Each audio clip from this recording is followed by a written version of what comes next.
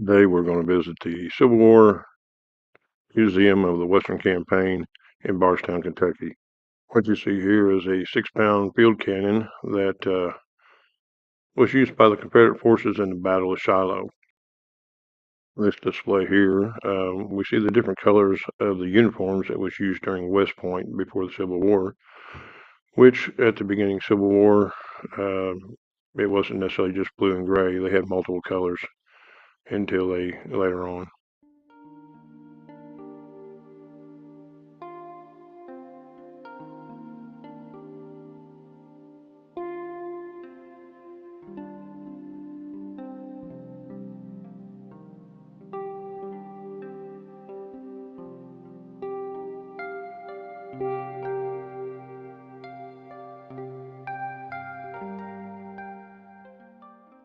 Here you can see the different artifacts that was used to keep people enslaved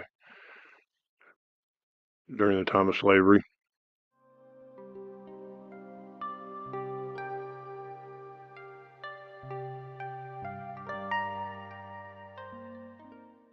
This here's a revolver and Sharp's carbine that was captured at Harper's Ferry. That included a report with then Colonel Robert E. Lee of the U.S. Army. After the Battle of Fort Sumter, Lincoln put a call out to build troops for the Union, and these are some of the artifacts that was displayed during that time frame.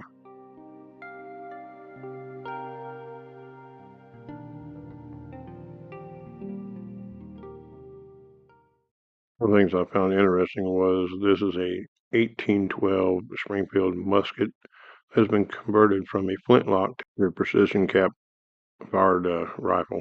They had several of these in a museum, so it was something new for me. This display here is for the Fort Henry and Fort Donelson in Tennessee. This is the first successful campaign as Grant headed down the Mississippi River.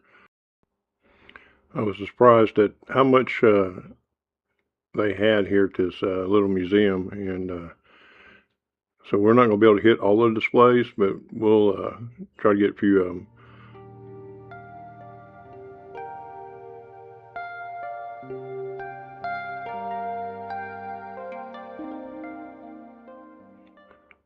Now we're going to look at some of the recovered artifacts from the medical departments of both the Confederate and the Union forces. You look at the instruments, you think, boy, that was some crude work done on people when they were being worked on in the battlefield.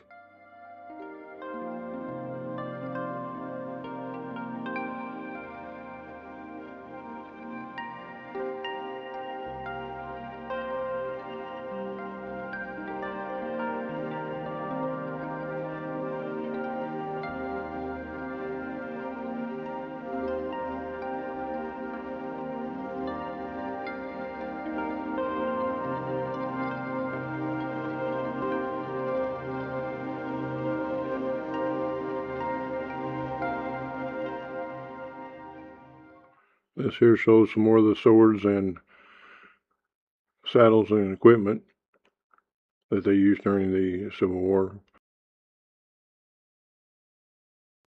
This here is a 42-pound cannonball that was recovered from Vicksburg, along with bullets and other pieces of article. So during the siege of Vicksburg.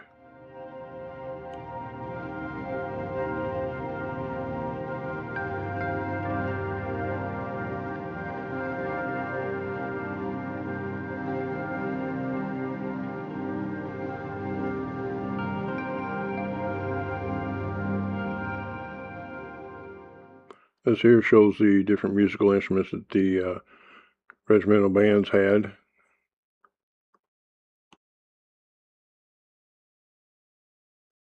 If you look there on the stand at the size of the shoes, look how small them boys were that were playing in the bands and playing the drummer boys. Just kids.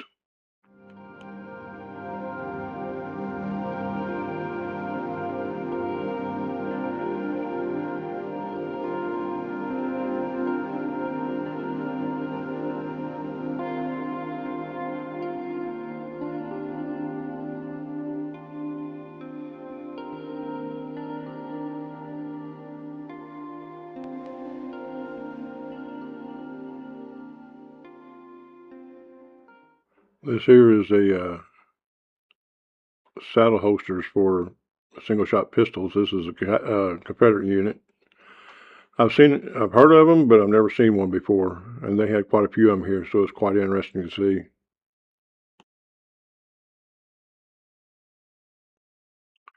They also had several different styles of saddlebags and bedrolls.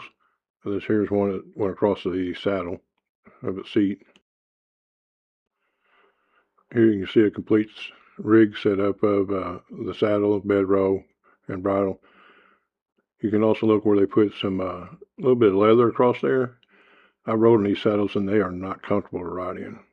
They were designed for horse comfort, not humans. Here we have a Confederate uniform and some swords and firearms. What caught me on this one was how patched up the uniform was.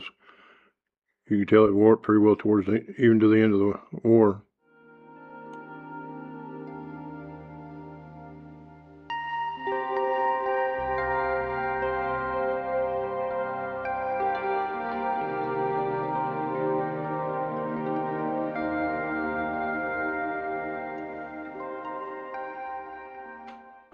So on the back you have a breech loading carbine, but what was really interesting is in the front there you have a pistol that was modified into being a rifle. This display here about brothers against brothers in the Civil War. This is really two brothers in their uniforms. One fought for the South, one for the North. So it really brings to light how the Civil War affected the people and the families in America at the time. So this is the Union Cavalry display, and that is a real stuffed horse.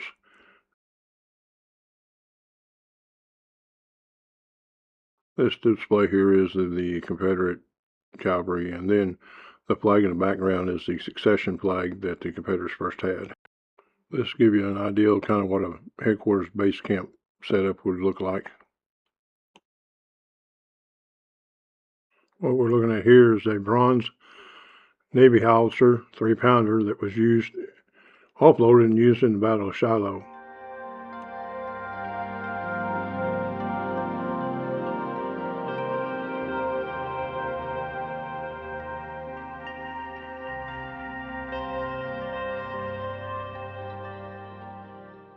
We're in the room that's dedicated to the Navy, and here are some different swords and sabers used on the Navy crews.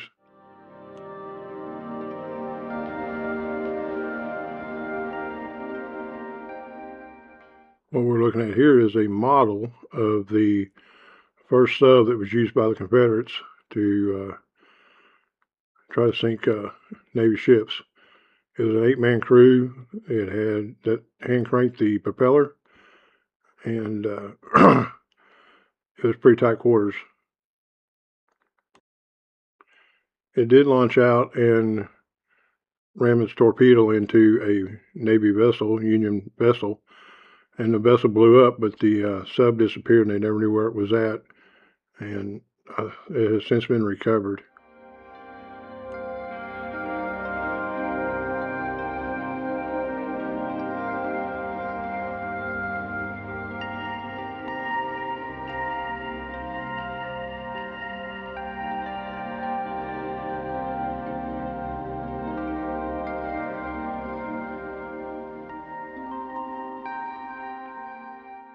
This here is a 3-inch ordnance rifle that was used in the Battle of Atlanta.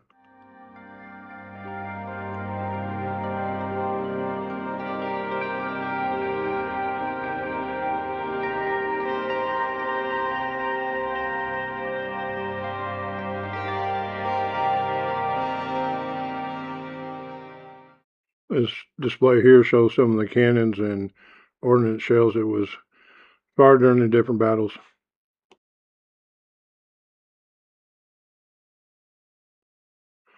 This is a Confederate mountain howitzer that could be pulled by horses really easy up the side of the mountains.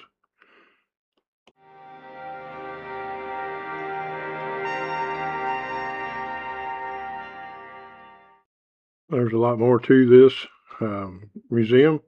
If you like it, give a thumbs up and subscribe to the channel, and we'll see you again next time.